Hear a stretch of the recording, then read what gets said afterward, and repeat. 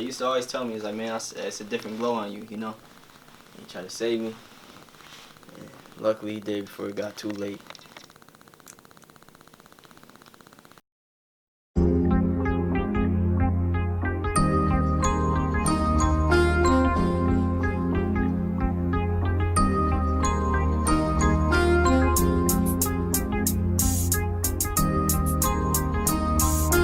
Cash out, yeah. Cash out, yeah. Nigga, I'm cash out. Blessings on top of blessings. Try to make it out the streets, I don't want my mama stressing. Gotta get it how I live, I got bills all on the dresser. And it's hard to make a million when these niggas are rushing. Niggas hard out here for a real one. I got some ops on my way trying to kill some. But I got niggas on they block finna drill some. And I go by the name of 311 Rah Rah, CEO, rapper, and founder of 2109 Records. And what does Rah Rah mean? 311 Rah Rah. 311 Rah Rah. The 311 comes from my address on the street I lived on, and the Rah Rah comes from my grandmother naming me that. I was also previously known as Project Rob, but changed it up to be, more natural with it. Okay. So. What first got you into music? I would say watching Michael Jackson videos first got me into music. I remember watching Remember the Time and just seeing the way he, just everything from the way, he moved his hands, the way he flipped his hair, the way the beat was dropping. And I said right in there, I was probably like 2 years old watching that video, but I said, you know what? That's what I want to do. Tell us a little bit about yourself. I'm a father first. I have a 3-year-old, soon to be 4-year-old little boy. And one thing about myself is I'm very loyal and I respect all. I don't care if you make less money than me, if you make more money than me. I don't care if you live, I don't care if you're dead. I respect all until I feel disrespected. I'm very, very, very family oriented. Although right now, I apologize, I don't get to see everybody, even before Corona hit and stuff like that, because of how busy I am working. And yeah, that's about it with me. I'm just, I'm not flashy. A lot of people say I'm flashy. I like to dress well. That's what I like to do. I like sneakers. I like cars. I like jewelry. That's just likes. I don't love it. I like it. I'm humble with it. This shit can be gone tomorrow. I can easily. You shouldn't love materialistic things. I don't love materialistic things. I like them. It's a difference between love, wanting and needing. I don't need it. I want it. Please don't come off as, you think you're better than me because you do this and you got this and you do that. No. What does hustle mean to you? Hustle means everything to me. Hustle is what I do every day. I get up 4 o'clock every morning.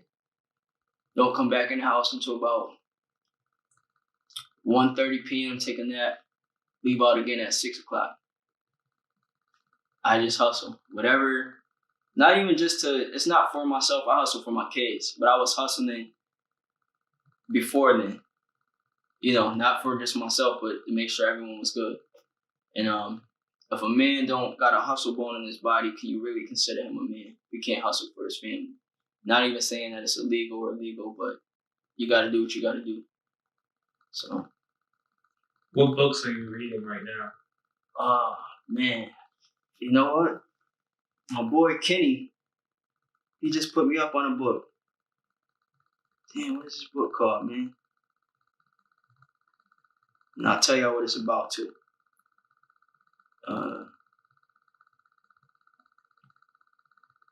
Damn, what is that book called? The Science of the Mind. The Science of the Mind. It's by Ernest Holmes. And it tells us how Earth was created and the cosmos. And it talks about a lot about Jesus. This is a religious book, but The Science of the Mind. How important is spirituality and religion to you? Spirituality is really, really important for me. I'm God's child. I always consider myself God's child. My name actually means son of God. My actual real name means son of God. Ramir Shaquille Betsy means son of God. So my mother named me.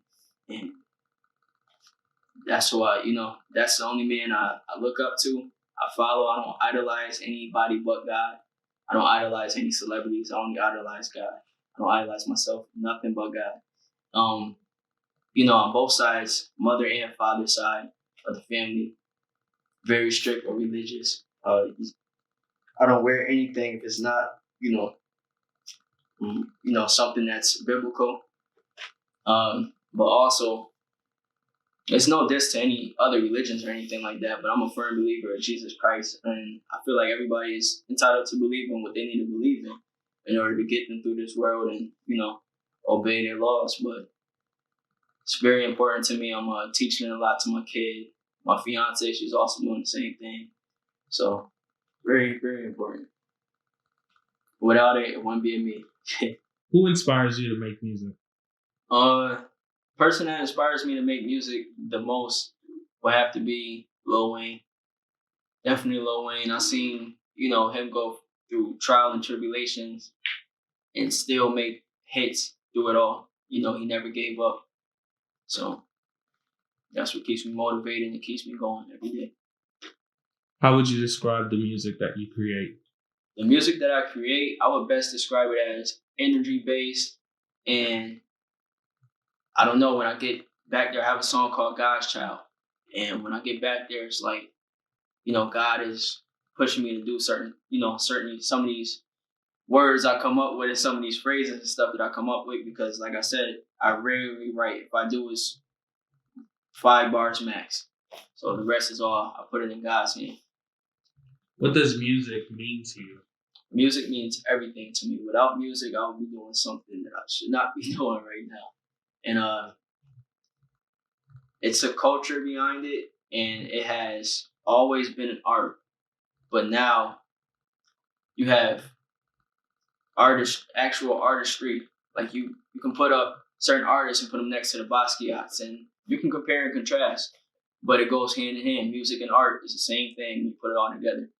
And without music is taking over the world right now. Music is vibrations. That's all goes through the world right now. So that's how we motivate. That's how we operate, is off of vibrations.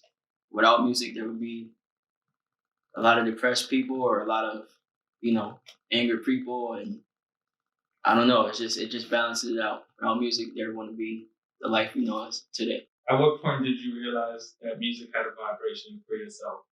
I realized it probably about 12 years old, 11, 12 years old. And the first time I went to a studio was when I was 18, 19. I always used to write raps and stuff, but when I got in there, I was like, man, this is what I need to be doing for a living. This is my calling, like it just, something spoke to me. When I got behind that booth and those words came out and I heard my words come through the speaker, I knew that's what I needed to be doing in life. Which artist would you like to open for, or have an artist open for you? That is a great question. I wouldn't want to open for a rapper. If anything, I would want to open for an R&B singer or, pop singer. And R&B singer that I would really like to open up for would be, choose my words wisely when I say this, would probably be female wise would probably be like an Erykah Badu, and male wise it'll probably be like a for R&B it'll probably be like a, can we consider Drake an R&B singer? I don't. It'd be like a Drake or who's someone that I listen to a lot? Be a Drake or Anthony Hamilton or a damn man, so many R&B singers. Chris Brown, someone in that, Why R&B and not rap? I don't listen to much rappers. The rappers that I listen to are, they're not as popular today. They're popular. They're legends. I listen to a lot of Wayne. I listen to a lot of Pac. Every session I listen to a Pac song before I record. I listen to a lot of Jay-Z, and I listen to a lot of Nas, and a lot of Max B, free Max B. But that's my choice. I vibe with the new stuff, but everything is so microwavable now. It's like I forget what I listened to 2 minutes after I listen to it because nothing sticks. There's no bars in it that are actually, oh, he said this and he said that. It's just talking. You know, yeah, a lot of these rappers. Also, I think that's my calling. That's what I'm gonna change. And I don't want nobody to get offended because, like I said, rap music in general has went from it's an art base now. It's always been art based, but now people be like, "Oh, I'm a rapper." Now there's different genres of rap, like how there's different, catalogs of art. And there's a lot of mumble rappers, but there's also a lot of lyricist rappers that switched their style and became mumble rappers for the wrong reasons. Now these niggas don't know how to rap. You know, they can't go in there and spit a 16. They can't do it. They don't know what they're doing anymore. Because y'all let society get to y'all and say, oh, nobody wants to that bullshit, and that's why the world is how it is today. And I'm here to tell y'all, I'm about to change all that shit. If you come to 2109, you have to know how to rap.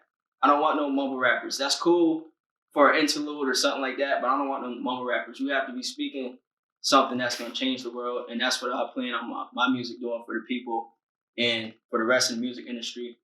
And it's just, it's something that's going to live for a long, long time, even after my bands. We're trying to 2109 Records. We're trying to get this back on board. Like I said, don't get me wrong. I'm not dissing the mumble rappers. I'm dissing the people who were, actual lyricists and went over to become mumble rappers. That wasn't your lane. You should have stayed over there in your actual lane. Now y'all don't know how to rap. It's like you're hiding. You're hiding your faces, man. That's not cool. But we're here to change all that. Anybody that's trying to sound like another person, we're gonna change that also. In the 90s, you couldn't come out sounding like a different person, They used to get punched in their faces for, taking somebody's song. Now, if a nigga sound like you're just showing, such and such, man, I don't know. We're here to change it, though. We're here to change it. So, why should people listen to your music, and why should they follow you? People should listen to my music if y'all, like I said, y'all tired of all that other bullshit. If y'all tired of all the other bullshit and y'all want to hear something that's actually real and that's going on, and it's not, even though I have certain, designer things, I'm not always talking about designer stuff. I'm not always talking about foreign cars. I'm talking about real issues that are going on today that haven't been addressed, that aren't being addressed. They're just putting, until it's a trend to address it. Until it's a trend to address it or a hashtag, it gets shoved under the bus. And we here to bring light on all of that shit, man. So if you want to hear something real, 2109 Records. I have 3 artists that I will be introducing, and including myself. I'm starting it off and do my, the runoff, like how Hov did with Rockefeller. And he brought Memphis Bleak out along with him. You're going to see a couple features. I'm not really into working with people that aren't on my label right now. For one, I'm trying to invest everything, my money, my hard-earned money, my time that I have to take away from being with my child into these artists. So once they get their foot in the door, I will be willing to work with anybody. But right now, it's just family-based, 2109 based. I work with a couple Scuddy Gang people, my boy Eric's DJ Execution label. And but like I said, if you want to hear something real and you tired of hearing all that microwavable shit, and you want a song that's gonna stick to you without them cryptic codes behind it and shit like that, come listen to me, man. It's nothing but real. I'm not gonna, I'm not gonna slander nobody, but I'm not gonna put anything that's, like over, he said he did this and that and that. I'm not gonna put any legends in my raps. I'm gonna tell you what I've been through or what I've seen somebody go through or what I know someone is going through and what they need to hear to change their vibe. And it's always gonna be different moods. But if you want something real, just come listen to me, man. You're 11 Rah Rah, 2109 Records. So how important is it to be authentic in your music? I'm glad you just asked me that, man. It's very, and I can't stress this enough, it is very, very, very important to be authentic in your music, not just for the fans, but for yourself. You don't want to lose yourself in this shit, man. You do not want to lose yourself. And not only that, I was telling one of my artists, my boy Guani, I was telling him, I say, man, the day I told him I wanted to sign him, I spoke to him before I went and recorded for Fabius Boy. I said, man, be you. I said, don't get around me and try to do the same rap or try to act like me. Just be yourself. I said, you don't want to be one of these rappers that are out here dying over lies, or acting like they're affiliated with something they're not affiliated with. Be yourself. If you're going to wear jewelry, wear jewelry.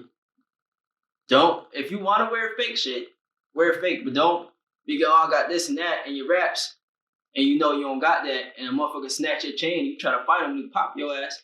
You're dead for no reason now. You died over some fake jewelry. Like, be yourself. And that's just one example. There's plenty more examples I can pick, but like I said, it is very, very, very important to be yourself and be authentic in your music. You do not want to lose yourself. You do not want to go crazy like you see a lot of these artists going crazy because they labels or such and such gave them this persona that they have to carry on with themselves, and they don't know how to take it off when they get home now. So just be yourself, man. That's all I can say. So what do you want from music? What I want from music is how can I be clear with this? What I want from music, are you saying for myself or for yourself, in general? In general. What I want from music for myself is to sell over. I want to go diamond. I want to go diamond, and I feel like I need to go diamond, and I'm going to go diamond based upon I'm trying to get, it's nothing. You can only accept the real. You can't hide from it for forever. You have to accept it. Y'all tried to hide from it with Pac until he went to the West Coast. When he was on the East Coast, y'all didn't accept it. But when he went to the West Coast, y'all loved him. Even East Coast people, y'all said y'all ain't like him. Y'all loved this man. Y'all had to accept it. He was everywhere because he was real. And so for myself, like I said, I would want to go diamond, and I want to see my artists do better than me. And I want to help feed people's family. I don't want to say I want to feed them. I want to help them put money in their pockets and feed their children for generations.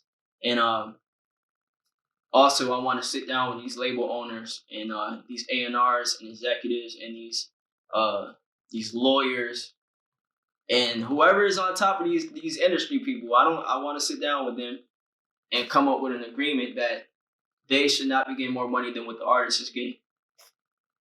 The artist is the one that's doing, majority of the work. It's his art. It's her art. They didn't help paint that picture. What they did was they helped you get your picture out there, but they didn't help paint it. But you're taking a 70% cut, and the artist is getting only 30%. That's not cool, So I want to come up with a new formula that makes sure a law or something that states that they can't do that anymore. Something.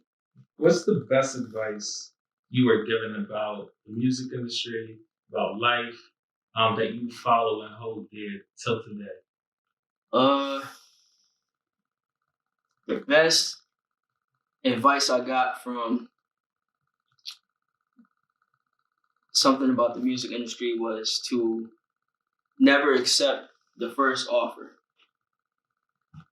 And what I mean by that is, it's pretty, self-explanatory, but never accept that first offer, no matter what it is. Just keep faith and keep working. You know what you deserve with your art. Don't let somebody else tell you what they think it's worth. You know what it's worth. They can tell you what it's worth, but don't sign for it just because they tell you that's what it's worth. Art always increases and decreases depending on demand. So that's one of the best advices I got for music, and one of the best advices I got in life was to believe in God and to have patience. Just have patience. That was always installed in me since a young kid. And always people are like, oh, you've been here before. Now, God, I can sit down for 6 hours, 12 hours without doing anything and just, having patience. Not being bored. I'm bored, but I know not to move. I have to move at my own pace and just have patience. If God wants it to happen for you, it will happen for you.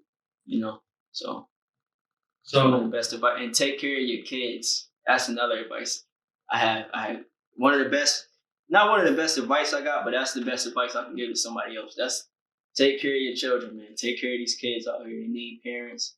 They need to feel love, especially nowadays with everything that's going on in the world. Just take care of your kids first. I don't care if you're an artist, a doctor.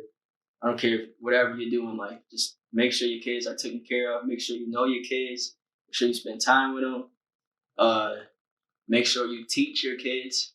Don't let just these school educators, quote unquote educators. A lot of them just go to college and don't know. They switch masters a lot and stuff like that. Don't let these people read a textbook to your child and teach them. Make your kids think.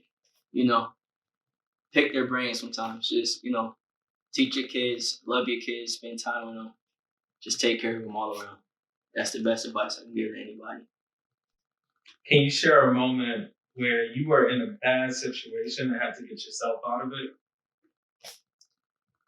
All right, I'll go into story time for you. I just talked to my cousin about this today. I got a cousin a year younger than me, but we like this. We like, our mothers kept us very, very close. Our grandmothers kept us close. Fathers, close. I call him my twin, my boy, Steph. So my boy, he got picked up on a weapons charge and got bailed out. And he was good for about 3 months, 4 months. And at this time, we were heavy. We were the heaviest that we have ever been in the streets. And when I mean heavy, I mean like all hands in with the streets. And unfortunately, he got locked up. And by God's grace, I never, had to run in with a law at that time. At that time of age, I never ran in with the law. And change a moment with me is for, like I said, we were close, and he got caught up again right before Christmas. And I'm thinking we can bail him out. It wasn't that easy, and he ended up doing 4 to 6 years. And me, seeing someone every day, being able to text them, talk to them every day, doing dirt together every day, whatever we had to do every day, sort of put a eerie feeling on me and changed me and said, hey, you know what? You should be doing something else. And I was still doing what I was doing, still selling drugs, still, I always had a job since 15, but I was still doing other stuff on the side. And what changed me was, I'm like, damn, man, this shit is real. I never knew how real the consequences was until it happened to somebody else close to me. And the same week, I'm thinking about getting out the shit. My boy has a block party on Fabius at the end of Fabius, and we out there. I don't even know what the fuck it was a block party for, but it was a block party. Not many people showed up, which was weird because that time of year was summer of 2014. It was flooded with parties on the west side, and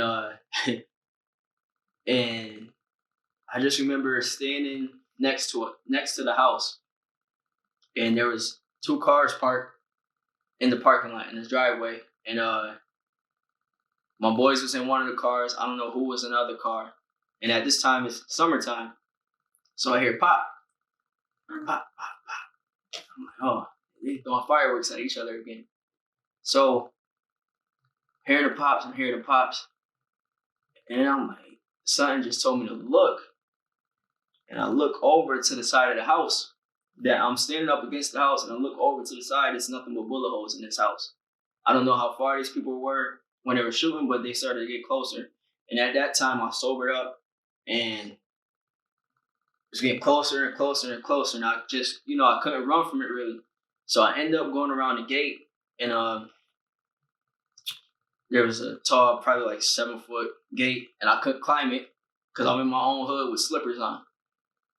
And I'm trying to climb the gate, and my boy Ricky, he breaks down the gate, rips it. So I'm thinking I'm hit, but it wasn't that I was hit. Whatever, the debris from the gate sliced my neck and sliced my ear. And my other boy jumps over the gate, and I literally see the bullet hit him while he's going over the gate. and he just collapsed. And I don't know if he was playing dead or what. It's not funny, you know. God forgive me. God forgive me. It's not funny. He's alive, but I don't know if he was playing dead or what. But I just froze up looking at him. I forgot to hop the gate also. So when I actually hop the gate, he just gets up after the shoot, and he's like, "Damn, mate." Hear the tires screeching. They come back around, start firing again, and by that time I was just darting it. I'm running through dog houses, all types of shit. I'm out of there, man. And I come around and I see a bunch of OGs from my neighborhood, and they laughing because they don't know why the fuck we running. And we run, they don't hear the shots. They don't know that we targeted right now. They don't hear the shots. These are 35-year-old men, 45-year-old men laughing at young kids that they influenced to do this shit, laughing at us. And that same day I went in the house. My grandmother is on the couch, and I had a little bit of blood on me, and she heard the shots. She thought I was hit, and I seen her eyes tearing up, and I said, you know what? Not for me. I get up out of this shit, man. So that near-death experience right there changed a lot for me. A lot for me with the streets. A lot. So that was and then next week, I went to a studio and I recorded a song, and I knew I was supposed to be a rapper from that day. I knew I always was, like I said, I was running from who I actually was. And that's not, you don't want to get lost in, like I was lost in the streets and not want to lose your personality. And like I said, when I went to the studio, I remember I said, man, if nobody ears perk up or you don't say, oh, I ain't doing this shit no more. So I said something like, savage in the streets, I ain't never had a pastor. Young fly nigga.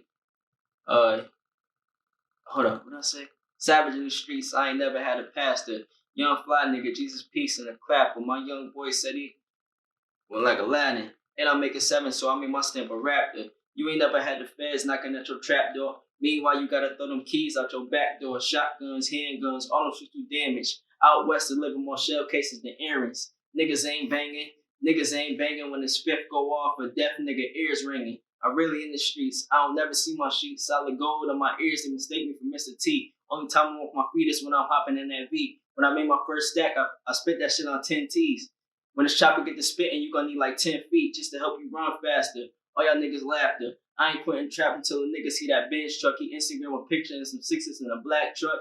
Next time you picture the nigga, it's in a black tux or some burnt ashes. This money give me rashes. These hoes wanna fuck me cause my lifestyle lavish. Magic cocaine, the same color as Casper. Pennies take a sniff, they flow on abracadabra. And motherfuckers went ballistic in the studio. And I said, all right, this is what I need to be doing. And every day, since then, my boy Corey Bone called me, hey, yo, when we go to the studio, just to hear me rap. And I said, okay, I have a gift, I need to use it. And here I am. Any advice that you would like to share? How can they find you? So your Instagram, any contact information you want to share?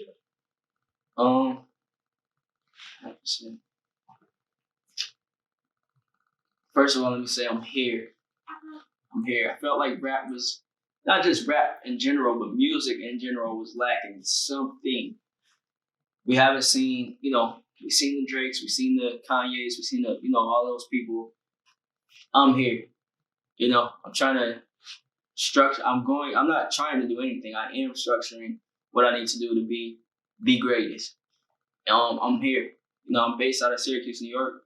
Any labels that want to, contact me, I'm not flying out to you. I would like it to be, I feel that's another thing. I feel like labels should come to the hometown and meet these people and see what their upbringings are and stuff like that. So if you want to see me, you got to come out to me. I'm not coming out to y'all. And it's not being cocky. It's just changing up the rules. You can find me on Instagram at 311 Rah Rah, Twitter 311 Rah Rah. Not on no Clubhouse or nothing like that, which is a lot of people want me to go, but I feel like us as African American and Black people and us culture-based people, we need to get a program or an app. We need to invest in someone who can make us an app that generates the same, things. We shouldn't be on here, quote unquote. And I'm not racist or anything like that, but I believe, everyone should be mixed and mingled, but you shouldn't be on Clubhouse saying, "Oh, this room is for blacks only," da da da, for culture only, on a white man's platform. So I don't agree with that. I think we need more scientists, we need more engineers, we need more all of that, man. We need less rappers. And that's another thing. I'm not gonna rap for forever. This is not a tool. This is my gift. But God has put me here to do this and do other endeavors. And with my artists, when you come to this label, we're gonna start you off a business. Rap isn't the first thing people always want to attend to. They have other dreams that they wanted to do before this, and right now, everyone sees rappers with money, quote unquote money. These rappers, they don't really have money. They don't have 401ks, which we are also offering at 2109. They don't have. Some of them do, but they don't. Majority of the rappers don't even know what that is. And we're offering businesses where you come here, we're gonna get you your LLC. We're not eating off of your business. That's your business. We're gonna mind our own business. That's your business. Everybody got their own business. So we will pay for your LLC. We will help you with your loan. We will make sure that you're okay. We will make sure you have a business account, you have your business rights, everything like that. You're not just gonna come over here just to rap. We don't want just rappers or singers. We want people who want to do other stuff also. If you want to go to school, we're gonna help you get in school also. So 2109 Records, whatever you want to do, we're here to help you. It's not just music based. We're looking for photographers. We're looking for graphic designers. We're looking for what is it called? Assistants, whatever, your janitors, whatever. Oh, that's another thing I wanted to tell you. I'm 24 years old, turned 25 March 13th. I was gonna buy me a Hellcat. I think it was at $60,000, $70,000. I said I deserve that. I was gonna buy it. Instead of buying that Hellcat, I went and bought me a building. And 2109 studios are coming soon. Within the next 2 to 3 months, I just signed off on it, and we'll be here soon, opening. So that's the news I wanted to break.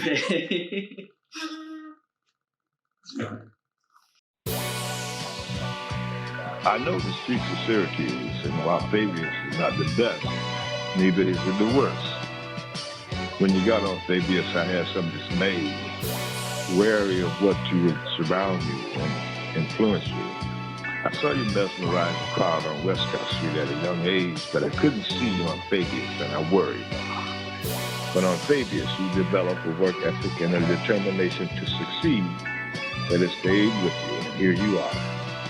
I watched you grow on Fabius, but I'm glad that you are now off Fabius, boy.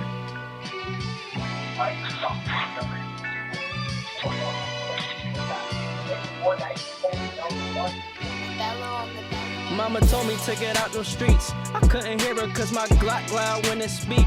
No interference when it comes to all my enemies. This shit gets scary. Turn my halo to a hollow tip. I pray that God spare me. Hello, jewelry never. Bitch, I'm solid as the ground. Natural VVS's.